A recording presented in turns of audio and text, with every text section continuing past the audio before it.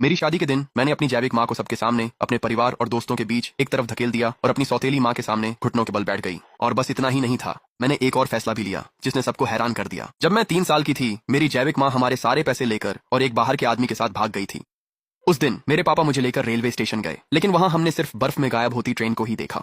उस दिन के बाद से मेरे पापा ही मेरे लिए माँ और पिता दोनों बन गए। दिन में वे जूते ठीक करते थे और रात को मेरे कपड़े धोते और खाना बनाते थे। मैं होमवर्क पुराने लकड़ी के बक्से पर करती थी। पापा कहते थे, पैसे जमा होते ही तुम्हें बालकनी वाले उजले घर ले जाऊंगा। 5 साल की उम्र में पापा झाओ चुनफांग से मिले। वो कोई खास नहीं दिखती थी।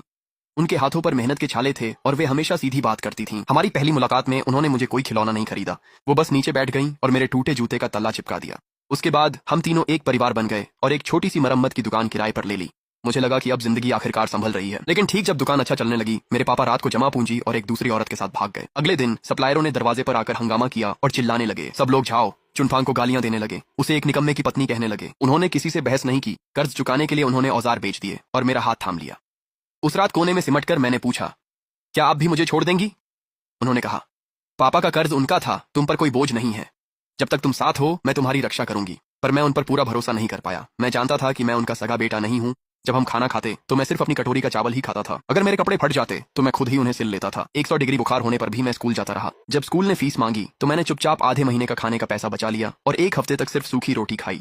जब झाओ चुनफांग को पता चला तो उन्होंने मुझे चूल्हे के पास घेर लिया और डांटते हुए कहा, किसने तुम्हें खुद के साथ ऐसा करने को कहा? क्या तुम मुझे निर्दयी सौतेली माँ दिखाना चाहते हो? अगले ही दिन से वह सुबह होने से पहले ही बाजार जाकर सामान उतारने लगी।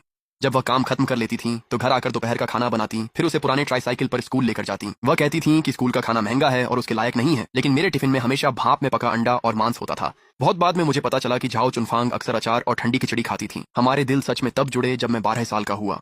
मेरी सगी माँ, जो सालों से लापता थीं, अचानक सामने आ गईं। वह बहुत सजे धजे कपड़े पहनकर स्कूल के गेट पर रो रही थीं। उन्होंने कहा कि वह कभी मुझे भूल नहीं पाई। माँ ने इन सालों में कभी तुम्हें भूलने नहीं दिया। मेरे साथ शहर चलो, माँ ने तुम्हारे लिए एक अच्छा स्कूल ढूंढ लिया है और तुम्हारा कमरा भी तैयार है।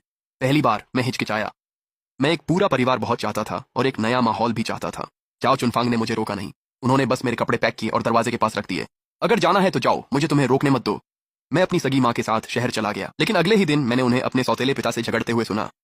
पता चला कि उनके व्यापार में घाटा हो गया था और उन्हें पता चला था कि मेरी दादी का पुराना घर पुनर्विकसित होने वाला है। इसलिए वे मुझे धोखे से उस पर हस्ताक्षर करवाकर वह मुआवजे की रकम लेना चाहते थे जो असल में मेरी थी। हमें वह पुनर्विकास का पैसा पाना ही है। हमें उसे साइन करने के लिए मनाना होगा, वरना वह पैसा हमारा नहीं होगा। जब मैंने मना कर दिया तो मेरी माँ का चेहरा तुरंत बदल गया। तू कितना एहसान फरामोश है, मैंने तुझे बेकार ही पाला। हाँ, उन्होंने मुझे एहसान फरामोश कहा और कमरे में बंद कर दिया। उस रात मैंने जबरदस्ती ताला खोला और भाग निकला। मेरे पास बस कुछ सिक्के ही थे। सुबह होने से पहले मैंने एक चौराहे से झाओ चुनफांग को फोन किया और सिर्फ इतना कहा, माँ मैं घर आना चाहता हूँ। तुम कहाँ हो? माँ अभी तुम्हें लेने आ रही है। उसी रात झाओ चुनफांग ने पैसे उधार लिए और टैक्सी से आ गईं। जब उन्होंने मुझे देखा तो उनके घुटने पर खरोंच थी और उनकी पैंट की टांगें कीचड़ से सनी हुई थीं। उन्होंने मुझसे कुछ भी नहीं पूछा। उन्होंने बस मुझे कसकर गले लगा लिया। सबसे जरूरी बात यह है कि तुम वापस आ गए हो। मेरी जैविक माँ स्टेशन पर पहुंच गई। उन्होंने मुझे पकड़ लिया और चिल्लाते हुए पुलिस बुलाने की धमकी दी। उन्होंने कहा कि झाओ चुनफांग को उनके बेटे को ले जाने का कोई हक नहीं है। झाओ चुनफांग ने वे घरेलू दस्तावेज निकाले जो उन्होंने सालों से संभाल कर रखे थे और पहली बार डटकर खड़ी हो गईं। तुमने उसे जन्म दिया, लेकिन तुमने उसे एटीएम की तरह इस्तेमाल किया। मैं उसकी खून से मां नहीं हूं, लेकिन अगर कोई उसे इस्तेमाल करने की कोशिश करेगा तो मैं अपनी जान जोखिम में डाल दूंगी, पर ऐसा नहीं होने दूंगी। उस दिन के बाद मैंने उन्हें कभी आंटी नहीं कहा। जब मैं हाई स्कूल पहुंचा तो उनका बोझ हल्का करने के लिए मैंने चुपचाप एक निर्माण स्थल पर मजदूरी करना शुरू कर दिया। जब झाओ चुनफांग को पता चला तो वह 4 घंटे बस में सफर करके मेरे स्कूल आई और मुझे निर्माण स्थल से खींचकर बाहर ले गई।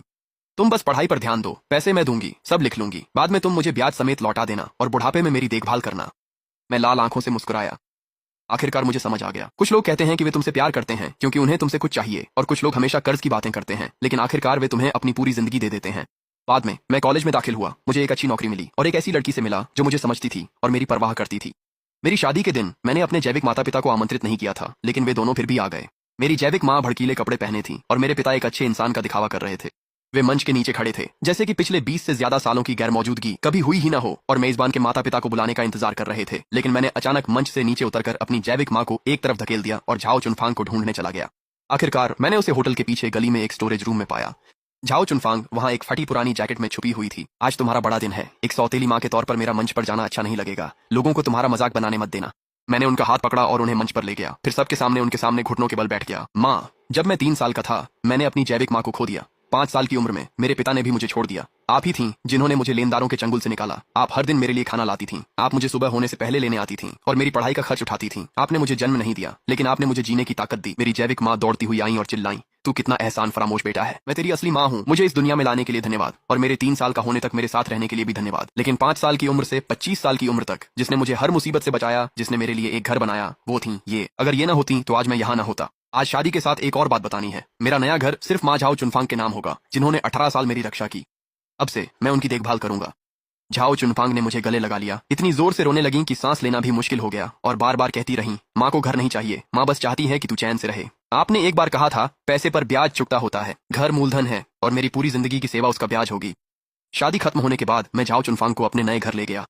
बालकनी बहुत खुली थी और उसमें धूप भरपूर आती थी। आखिरकार मैं उसी उजले घर में रह रहा था जिसका वादा मेरे पिता ने मुझे बचपन में किया था। बस फर्क इतना था कि मेरे साथ जो इंसान रहने आया वह नहीं था जिसने आसानी से वादे किए थे, बल्कि वह थी जिसने कभी मीठी बातें नहीं की और कभी मेरा साथ नहीं छोड़ा।